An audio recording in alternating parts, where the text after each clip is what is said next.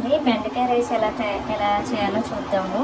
దానికి కావాల్సిన ఇంగ్రీడియంట్స్: బెండకాయలు పావు కిలో నేను తీసుకున్నాను, ఇలా కట్ చేసుకుని పెట్టుకున్నాను. అలాగే పోపు సామాన్లు, ఆవాలు, జీలకర్ర, కొంచెం పచ్చిశనగపప్పు, జీడిపప్పు వేసుకున్నాను.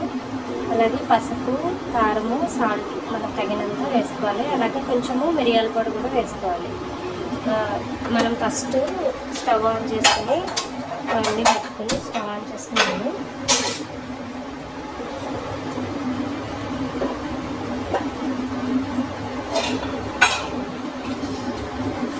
హీట్ అయింది కదా, కొంచెం ఆయిల్ వేస్తున్నాను.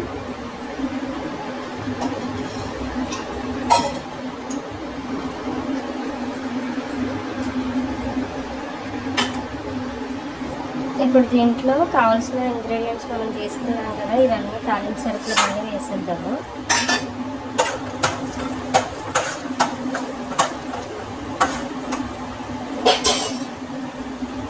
సిమ్లో పెట్టుకుని కాసేపు వేయించుకున్నాం. దీంట్లోనే కొంచెం కరివేపాకు కూడా వేసుకున్నాము. 3 ఎండుమిర్చి కూడా వేసుకున్నాం.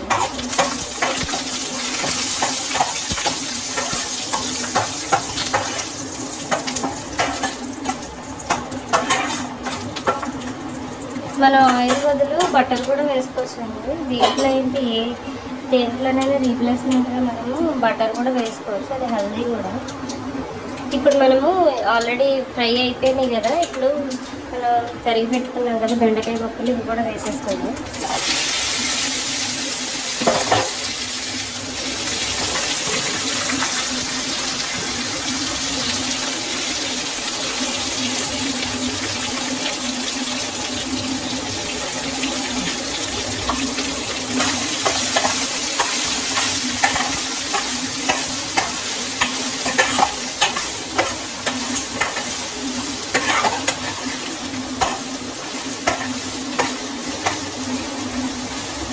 ఇలా వెడల్పాటి దాంట్లో మనము కర్రీస్ చేసుకోవడం వల్ల బాగా కుక్ అవుతాయి. సో నేను ఎక్కువ ఇలాంటి బౌల్సే యూజ్ చేస్తూ ఉంటాను.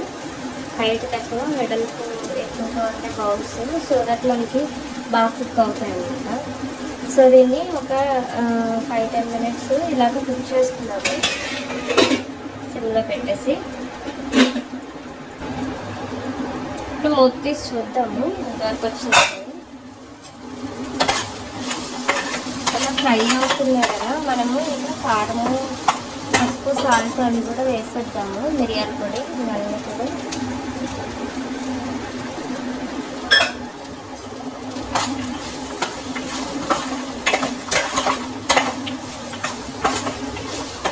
కలిపేస్తున్నాం.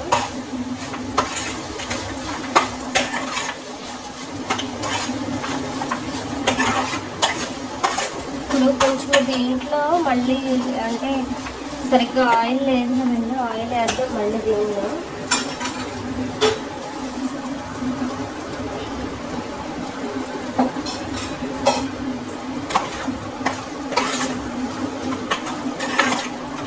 చూడట్టు ఫ్రైకి అంటే యాక్చువల్గా సరిపడా ఆయిల్ వేసుకోవాలి. మనం ఆయిల్ తగ్గిద్దాం అనుకున్నా ఇలా మధ్యలో అయినా అవసరం ఉంటుంది. సో ఇలాగ సిమ్లో పెట్టేసి మీడియంలో పెట్టేసి ఉడికించుకుందాం. ఒకసారి ఓపెన్ చేసి చూద్దాం ఎంతవరకు వచ్చింది. ఇలా ఆయిల్ పైకి వస్తుంది. ఇలా వెడల్పాటి బౌల్స్లో బెండకాయ ఫ్రై ఇలా చేసుకోవడం వల్ల ఏంటంటే జిగురు అది ఉంటుంది కదా, అది లేకుండా కొంచెం నీట్గా వస్తుంది అన్నమాట. ఉడకలాడుతూ వస్తున్నట్టు వస్తుంది. సో ఇలాగా కాసేపు ఉంచుదాము. ఇప్పుడు చూద్దామండి ఎంతవరకు వచ్చిందో.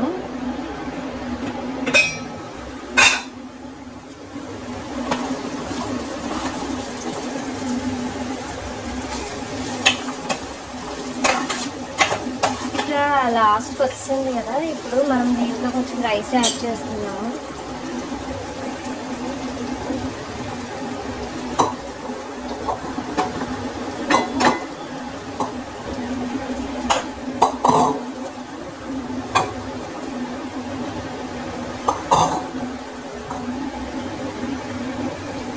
యాడ్ చేసుకుని లైట్గా కొంచెం మిరియాల పొడి కూడా వేసుకున్నాను.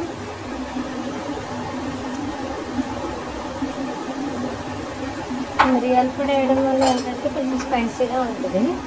అలాగే కొంచెం సాల్ట్ కూడా యాడ్ చేస్తున్నాను.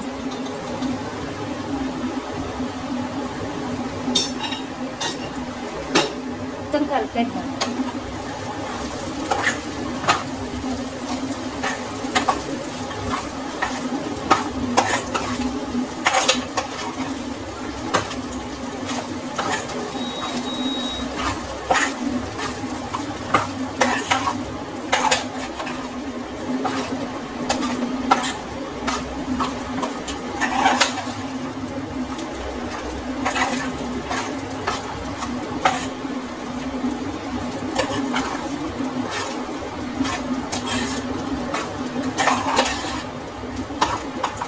యాక్చువల్గా బెండకాయ జిడ్డుగా ఉంటుంది కదా,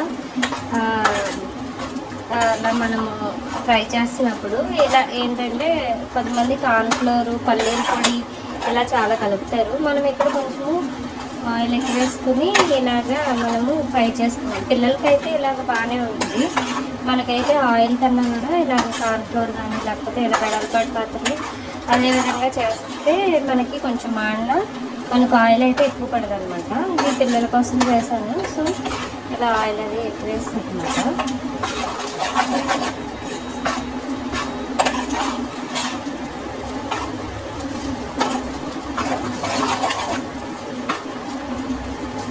సో ఇదండి బెండకాయ రైస్ రెడీ అయిపోయింది.